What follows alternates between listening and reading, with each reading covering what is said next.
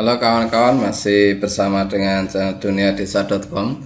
Kali ini tayangannya tentang RAB untuk kegiatan pendataan desa tahap pemutakhiran sebagaimana yang tertuang di dalam Permen Desa nomor 21 tahun 2020, bahwa pendataan desa itu ada dua. Yang pertama itu pendataan desa tahap awal, kemudian pendataan desa tahap pemutakhiran. Pendataan desa tahap awal itu pendataan yang dilakukan tahun 2021 ini kemarin, pendataan SDGs desa itu, yang sampai saat ini masih banyak desa yang berproses untuk entry data ke dashboard.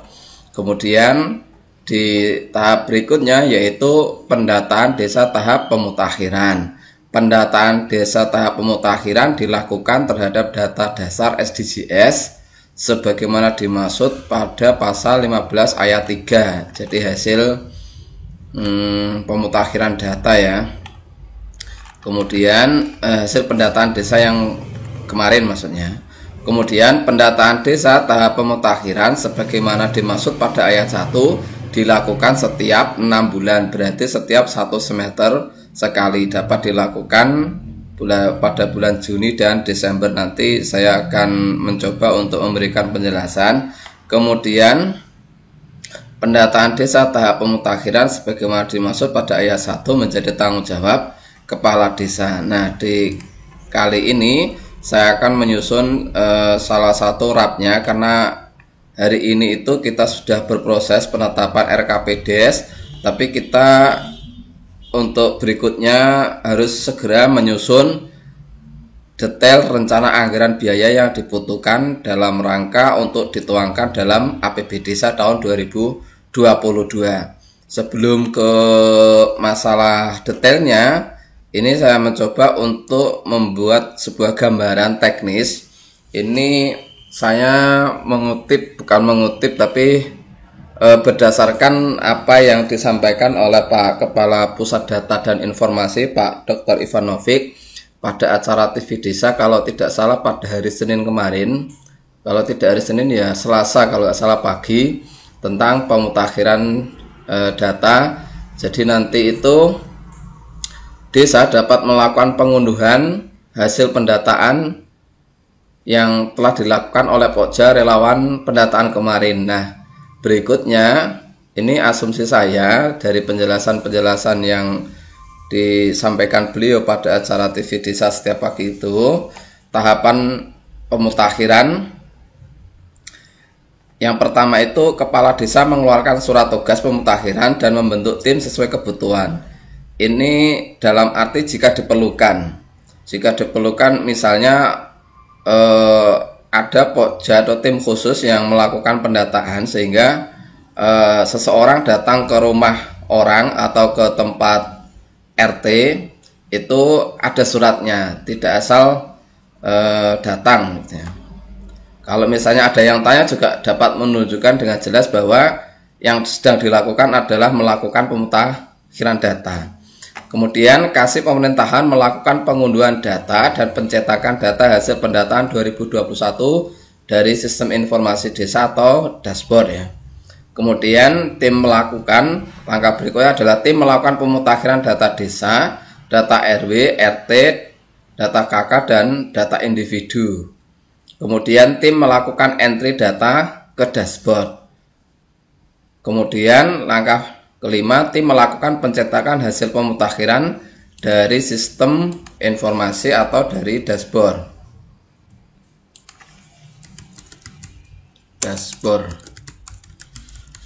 Selanjutnya, tim menyerahkan hasil pemutakhiran kepada kepala desa sebagai laporan. Kemudian langkah yang terakhir, pemerintah desa mensosialisasikan hasil pemutakhiran melalui web desa dan papan informasi desa atau salah satunya. Jadi ini dapat dilakukan oleh tim khusus yang dibentuk oleh kepala desa untuk melakukan pemutakhiran setelah melakukan pencermatan. Ini pengunduhan data, pencetakan, dan pencermatan. Jika ternyata masih banyak sekali yang misalnya belum terinput dan perlu dilakukan pendataan, berarti timnya harus dibentuk sesuai kebutuhan. Tapi kalau ternyata entrian data di dashboard yang sudah diunduh dan dicetak ternyata sudah terisi semua data, baik KK, RT, kemudian penduduk, individu, sudah semua hasil pencermatan, sehingga pemutakhiran itu tidak perlu membuat tim yang besar ya, karena sifatnya hanya untuk mengklarifikasi benar adanya atau tidak. Tapi kalau tadi misalnya ternyata banyak sekali data yang belum masuk, baik individu, KK ataupun RT, maka perlu sebuah tim untuk melakukan itu.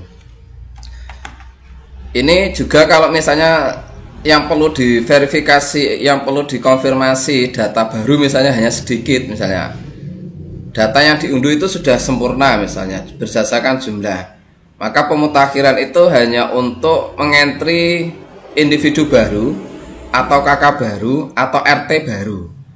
Misalnya ada kepala keluarga yang baru datang pindah dan belum terdata pada pendataan 2021 ini, maka itu dilakukan pendataan bisa oleh kasih pemerintahan langsung, oleh perangkat kewilayahan selaku pelaksana tugas kewilayahan, atau misalnya ada individu yang pindah penduduk atau baru lahir. Nah, itu yang menjadi sasaran pendata. Kalau misalnya hanya 1-2 itu cepat, tidak perlu proses tahapan-tahapan yang panjang. Kemudian tahapannya sebelum ke RAP ya, tentu sebelum ke RAP ini tahapannya kepala desa mengeluarkan, karena tadi itu semester 1 dan semester 2 ini ya, dilakukan setiap 6 bulan, berarti setahun dilakukan pemutakhiran data 2 kali. Berarti ini asumsi saya itu di bulan Juni ini bisa sebagai acuan penyusunan RKPD hasilnya. Kemudian di Desember itu dilakukan sebagai fungsi data laporan akhir tahun LPPD atau LPPJ atau profil desa. Kepala desa mengeluarkan surat tugas pemutakhiran dan membentuk tim sesuai kebutuhan. Manakala tadi ya jumlah yang harus didata ternyata banyak sekali karena terlewat atau mungkin bisa jadi desa baru. Kemudian kasih pemerintahan melakukan pengunduhan data, pencetakan dan pencermatan data hasil pendataan 2021 dari SID atau dashboard SDGs ini kemarin disampaikan Pak Kapus Datin. Semoga tanggal 28 Oktober ini desa dapat melakukan pengunduhan hasil pendataan bagi yang sudah selesai, misalnya di tanggal 16 atau 17. Kalau yang di semester 2 misalnya di bulan Desember tanggal 16 atau 17. Kemudian tim melakukan pemutakhiran data desa, data RW RT, data KK, dan data individu. Bisa dilakukan tanggal 18 sampai tanggal 27 di semester yang pertama. Kemudian di semester yang kedua tanggal 18 sampai dengan tanggal 27. Kemudian tim melakukan entry data ke dashboard SDGs atau SID tanggal 28 sampai tanggal 29 untuk yang di semester 1. Kemudian yang di semester 2 tanggal 28 dan 29. Kemudian tim melakukan pencetakan hasil pemutakhiran dari sistem informasi desa tanggal 30 untuk semester 1, untuk semester 2 di Desember tanggal 30. Kemudian tim menyerahkan data hasil pemutakhiran kepada kepala desa sebagai laporan tanggal 31 di bulan Juni dan 31 di bulan Desember. Pemerintah desa mensosialisasikan hasil pemutakhiran melalui web desa dan papan informasi desa bisa tanggal 31 Juni untuk semester 1 dan tanggal 31 Desember pada semester 2. Mengapa ini tidak saya tulis Januari dan ini Juni? Karena kalau saya tulis Januari di sini pasti biaya operasional yang diperlukan belum tersedia. Dan pada hakikatnya pada Januari 2022 nanti itu relevan ya, data hasil pendataan SDGs yang 2021 ini kan masih berproses, masih berjalan, sehingga di tahun 2022 masih bisa memakai data hasil pendataan 2021 ini, karena mungkin apa ya istilahnya, data baru baik berupa keluarga maupun individu itu tambahannya belum terlalu ada, atau tingkat kelahiran misalnya baru sedikit. Ini dari roadmap dan kalender. Kemudian rapnya, karena saya ambil simpelnya saja, bisa dilakukan oleh Kasih Pemerintahan bersama perangkat desa kewilayahan atau bersama beberapa tim yang ditetapkan. Ini RAB-nya saya buat contoh semacam ini. Bidangnya masuk di bidang 1, penyelenggaraan pemerintahan desa. Subbidangnya pengelolaan administrasi kependudukan, pencatatan sipil, statistik, dan kearsipan desa.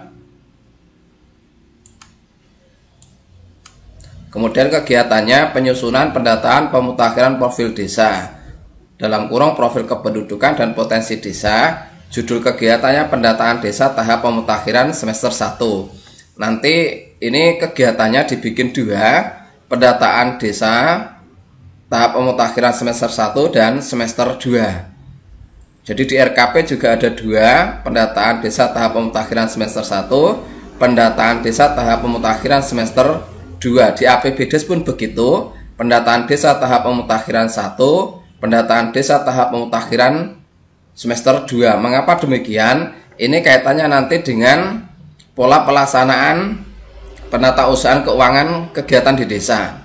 Jadi kalau semester 1 dan semester 2 dicampur jadi 1, itu nanti SPP-nya, surat pertanggungjawabannya nanti merepotkan, karena biasanya tahap 1 semester ini nanti diambilkan dari dana desa transfer kedua, kemudian tahap 3 semester 2, yang semester 2 pendataan nanti diambilkan dari anggaran dana desa tahap yang ketiga.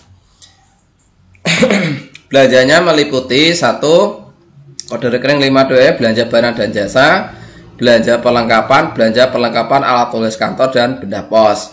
Kemudian rinciannya bisa bolpen, kertas, tinta printer, mafel. Ini jumlah.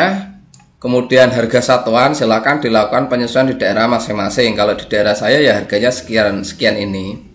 Kemudian belanja cetak dan penggandaan form kuesioner ET, form kuesioner KK, penggandaan form kuesioner individu, print out cetak dari SID, penggandaan hasil cetak dari SID, kemudian belanja barang konsumsi, belanja snack rapat koordinasi penjelasan teknis dan pembagian tugas, kemudian snack rapat koordinasi pengumpulan data dan penyusunan laporan, makan rapat koordinasi pengumpulan data penyusunan laporan, kemudian ini yang terakhir transport petugas pemutakhiran.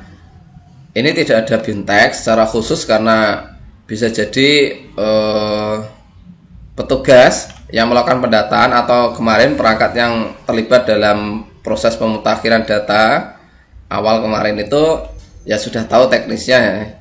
Dan itu saya kira mudah, tinggal melihat data siapa yang belum terdata baik kepala keluarga maupun individu, kemudian didatangi begitu saja, kemudian dilakukan pendataan.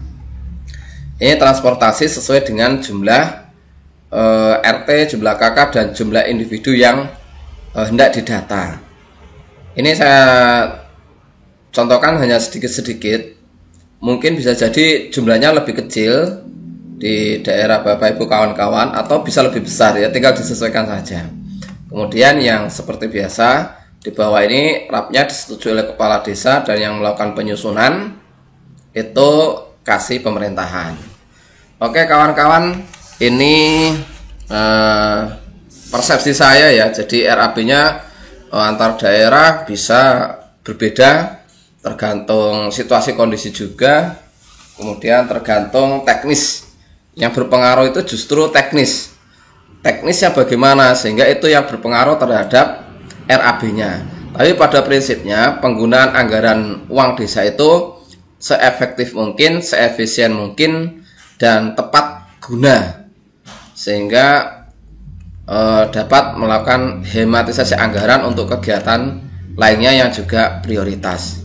Terima kasih yang sudah menyaksikan channel ini. Jangan lupa yang belum subscribe, silahkan subscribe supaya nanti kalau saya upload file terbaru otomatis dapat pemberitahuan. Kalau tayangan ini bermanfaat silahkan bagikan, dan jangan lupa kalau ada masukan silahkan tulis di kolom komentar. Terima kasih banyak.